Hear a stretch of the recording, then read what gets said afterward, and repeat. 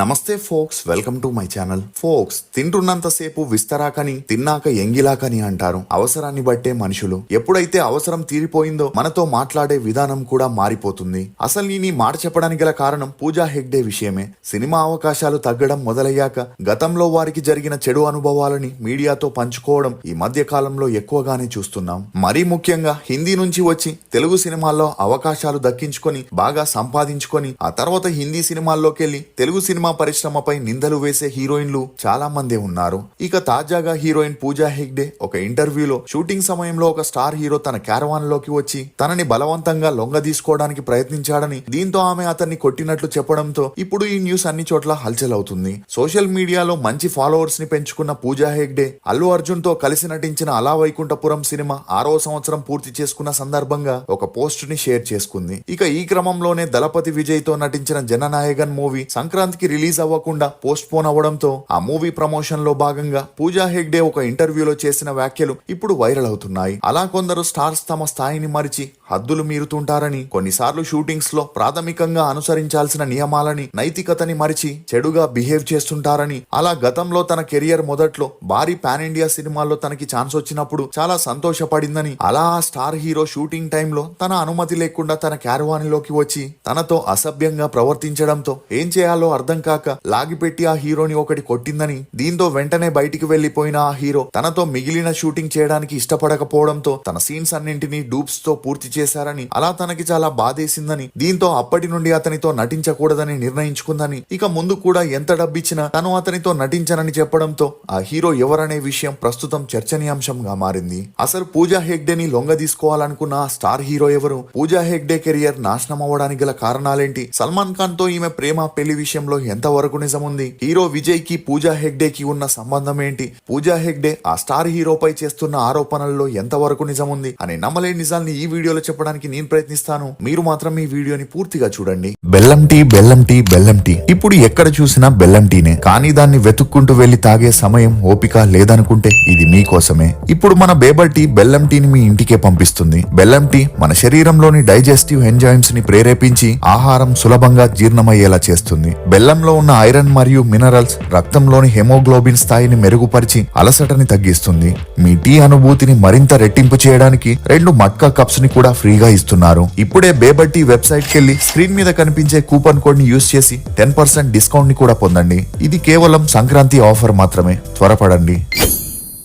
ఇక వివరాల్లోకి వెళితే, సినిమా ఇండస్ట్రీ ఎంతో మందికి కలల ప్రపంచం. అందులోకి వెళ్లాలని, ప్రేక్షకుల్ని అలరించాలని, ఆకాశమంత ఎత్తుకి ఎదగాలని ఎంతో మంది కలలు కంటుంటారు. అయితే అక్కడికి వెళ్ళాకే లోతెంతో తెలుస్తుంది. కానీ ఒకసారి ఆ ఊబిలోకి వెళ్ళాక బయటికి రాలేని పరిస్థితి. బయటికి వచ్చి నోరు తెరిస్తే అంతటితో కెరియర్ కథం. అందుకే సర్దుకపోతూ కాలం గడపాల్సిన దుస్థితి. ఇక మలయాళంలో సినీ పరిశ్రమలో లైంగిక వేధింపులపై జస్టిస్ హేమా కమిటీ ఇచ్చిన నివేదిక ప్రకారం మలయాళం సినీ పరిశ్రమతో పోల్చితే టాలీవుడ్ లోనే కాస్టింగ్ కౌచ్ ఎక్కువగా ఉందని జస్టిస్ హేమా కమిటీ నివేదిక కంటే ముందే చాలా మంది ఈ విషయం గురించి చెప్పిన ఇండస్ట్రీలో ఉన్న ఎక్కువ మంది ఈ అంశంపై మాట్లాడేందుకు ఇంట్రెస్ట్ చూపించలేదు.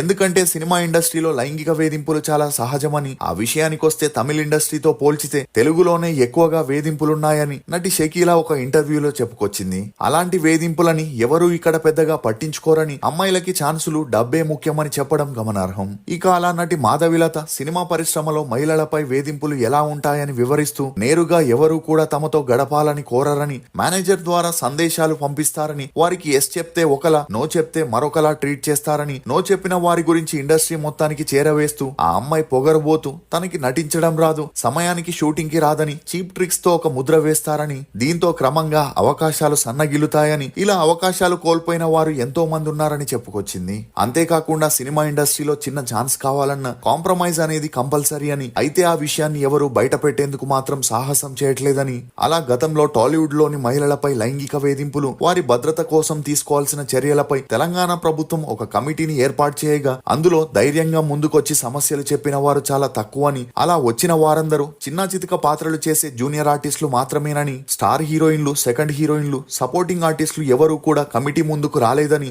ఎలాంటి సమస్యలు చెప్పలేదని, దీన్ని బట్టి చూస్తే ఇండస్ట్రీ అనేది కొంతమంది పెద్దల గుప్పిట్లో ఉందని, ఆ కొంతమంది నటీనటులు సర్దుకపోవడం వల్ల సమస్యలు బయటికి రావట్లేదని, అలాంటి వారికే అవకాశాలు కూడా మెండుగా ఉంటాయని, ఇక కమిట్మెంట్ ఇవ్వలేని వారే ఇబ్బందులు పడుతున్నారని మాధవిలత చెప్పుకొచ్చింది. ఇక ఇదే విషయంపై తనుశ్రీ దత్తా కూడా స్పందిస్తూ ఈ సమస్య అనేది ఇండస్ట్రీలోకి రాకముందు నుండే మొదలవుతుందని, ఎప్పుడైతే మనం యాక్టింగ్ ట్రైనింగ్ కోసం ఇన్స్టిట్యూట్ లో జాయిన్ అవుతామో అక్కడే ఇండస్ట్రీలో ఉండే కాస్టింగ్ కౌచ్ గురించి చెబుతారని, అన్నింటికీ సిద్ధంగా ఉంటేనే వారు ఇండస్ట్రీలోకి వెళ్ళమంటారని, లేకపోతే వెనక్కి వెళ్లి చదువుకోవడమో ఏదైనా జాబ్ చేసుకోమని చెబుతారని, అలా చాలా మంది అమ్మాయిలు ఇండస్ట్రీ గురించి తెలిసే వస్తారని, మరికొంతమంది అవన్నీ భరించలేక అటు నుండి అటే వెళ్లిపోతారని చెప్పుకొచ్చింది. ఇదిలా ఉంటే కొంతమంది పబ్లిసిటీ కోసం అందరి దృష్టి తమ మీదికి వచ్చి ఛాన్సులు రావాలని, హీరో లేక డైరెక్టర్ తనతో అసభ్యంగా ప్రవర్తించాడని చెప్పి తన వైపు జనాల అటెన్షన్ ని తీసుకునే ప్రయత్నం చేస్తారే తప్ప వారి ఆరోపణల్లో ఎటువంటి నిజం లేదని చెప్పుకొచ్చింది. ఇదిలా ఉంటే పూజా హెగ్డే తన కెరియర్ ని ముంబైలో 2006లో ఒక మోడల్ గా స్టార్ట్ చేయగా చిన్నా చితిక యాడ్స్ లో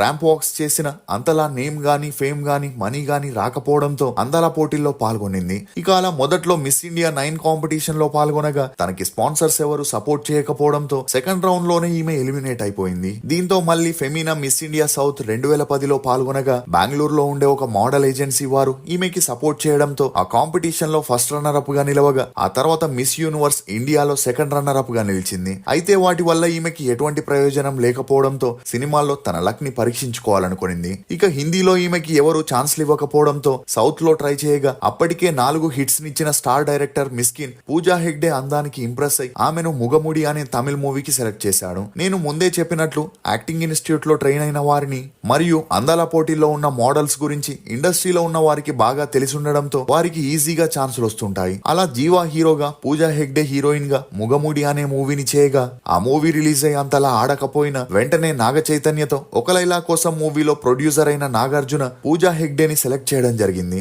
అలా ఈ మూవీ 2010లో రిలీజ్ అయి హిట్ అవ్వడంతో వెంటనే ముకుంద మూవీలో చేయగా ఆ తర్వాత ఈమెకి పాన్ ఇండియా మూవీ అయిన మెహెంజో దారోలో హృతిక్ రోషన్ పక్కన యాక్ట్ చేసే ఛాన్స్ వచ్చింది. ఇక పూజా హెగ్డే చెప్పినట్లు తాను కెరియర్ బిగినింగ్ లో చేసిన మొదటి పాన్ ఇండియా మూవీ మెహెంజో దారో కాగా ఆ మూవీ హీరో హృతిక్ రోషనే తనపై దౌర్జన్యానికి ప్రయత్నించినట్లు తెలుస్తుంది. అయితే బాలీవుడ్ మూవీస్ లో ఏ హీరోయిన్ అయినా లేక ఫీమేల్ క్యారెక్టర్ ఆర్టిస్ట్ అయినా సెలెక్ట్ చేసే ముందు వారి టర్మ్స్ అండ్ కండిషన్స్ కి ఓకే అయితేనే ఆ మూవీకి సెలెక్ట్ చేస్తారు. ఒకవేళ సెలెక్ట్ అయ్యాక కాదు కూడదు అంటే ఇమీడియట్ గా వారిని రీప్లేస్ చేసి పూర్తిగా వేరే సినిమాల్లోనూ ఛాన్సులు రాకుండా వారి కెరియర్ ని నాశనం చేస్తారు. అలాంటిది పూజా హెగ్డే ఒక స్టార్ హీరోని కొట్టగా ఆ తర్వాత తన సీన్స్ ని డూప్ పెట్టి తీశారని చెప్పడంతో చాలా మంది అనుమానాల్ని వ్యక్తం చేస్తున్నారు. ఎందుకంటే పూజా హెగ్డే ఆ మూవీ తర్వాత వెంటనే అక్షయ్ కుమార్ లాంటి హీరోతో పనిచేయగా అప్పటికే అక్షయ్ కుమార్ పై చాలా మంది మీటూ టైంలో ఎలిగేషన్స్ వేస్తూ తనతో పనిచేయాలంటే తాను చెప్పినట్లు వినాలని, అడిగినప్పుడు ప్రైవేట్ ఫోటోస్ ని అతనికి పంపిస్తూ ఉండాలని, అప్పుడే ఛాన్స్ ఇస్తాడని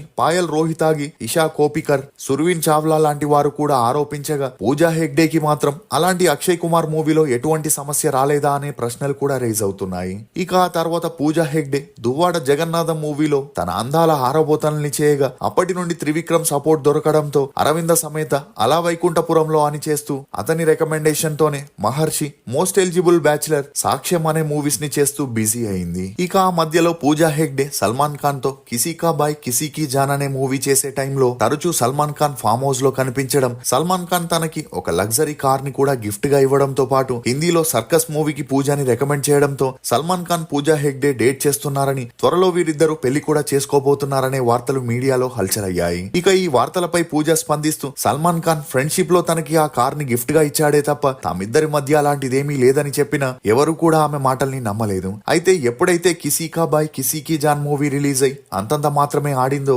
వీరిద్దరి డేట్ కి కూడా ఫుల్ స్టాప్ పడింది. అంటే ఒక మూవీ చేసేటప్పుడు హీరో హీరోయిన్ల మధ్య ఉండే అండర్స్టాండింగే తప్ప సీరియస్ రిలేషన్ కాదని చెప్పొచ్చు. ఇక ఇదిలా ఉంటే ప్రభాస్ తో రెండో పాన్ ఇండియా మూవీ అయిన రాధేశ్యామ్ ని చేయగా కొంతమంది పూజా హెగ్డే చెప్పిన మాటల్ని కంపేర్ చేస్తూ రాధేశ్యామ్ కూడా పాన్ ఇండియా మూవీ కాబట్టి పూజా హెగ్డే ప్రభాస్ నే కొట్టిందా అనే ప్రశ్నలు రైజ్ అవ్వగా ప్రభాస్ కి ఉన్న మార్కెట్ పవర్ కి ఒకవేళ ఆమె కొట్టుంటే ఆ మూవీ నుండి తనని తీసేయడమో లేక ఆమెకు ఇండస్ట్రీలో కెరీర్ లేకుండా చేసేవారనే వార్తలు కూడా వినిపిస్తున్నాయి. ఇదిలా ఉంటే పూజా హెగ్డే చేసిన Saakshyam, Acharya movies back to back release అయి ఫ్లాప్ అవడంతో ఇండస్ట్రీలో ఈమెది ఐరన్ లెగ్ గానే ముద్ర వేశారు. దీంతో బీస్ట్ మూవీతో పూజా హెగ్డే తమిళ ఇండస్ట్రీలోకి ఎంట్రీ ఇచ్చి అక్కడ రెట్రో, కూలీ, జననాయకనని చేస్తూ ఆ మధ్యలో ఐటమ్ డాన్సర్ గా 5 సినిమాల్లో యాక్ట్ చేయడంతో ప్రేక్షకులు ఐటమ్ డాన్సర్ గా చూసిన పూజా హెగ్డేని ఆ తర్వాత హీరోయిన్ గా చూడలేకపోయారు. దీంతో ఇప్పుడు పూజ విజయ్ తో నటించిన జననాయకన్ మూవీ పైనే ఆశల్ని పెట్టుకోగా ఆ మూవీ సంక్రాంతికి రిలీజ్ అవ్వకుండా పోస్ట్ పోన్ అవ్వడంతో ఏం చేయాలో తెలియని పరిస్థితుల్లో పడింది.